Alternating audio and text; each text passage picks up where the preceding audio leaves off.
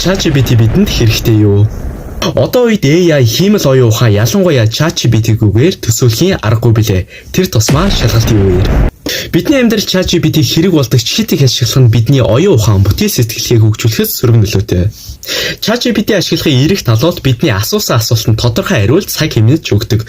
Хизээш асуусан үргэлж нээлттэй. Түүнд бараг мэдгүй зүйл хийж үгүй лээ. Харин сөрөг тал бол 100% үнэн зөв мэдээлэл өгдөггүй. Алдаа гарах тохиолдолд цөөнгүй байдаг. ChatGPT гэх үг бол чат буюу ярилцах, GPT гэдэг нь Generative Pre-trained Transform гэсэн утгатай байдаг юм байна. ChatGPT-г өдөр болгон хэрэглэдэг хүний тоо 200 сая давжээ. Энэхүү апыг хүмүүс голдуу, хичээл даалгавар, ажил хэрэг, өдөр тутмын хэрэгцээ олон бизнес мэргэжил хийх зүйлүүдэд ашигладаг байна.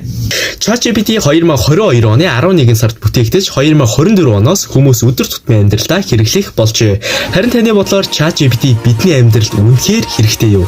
Хэрэгтэй бол яагаад гэдгээ комент хэсэгт бичиж үлдээгээрэй. Дараагийн жишээлээрээ уулзцгаая.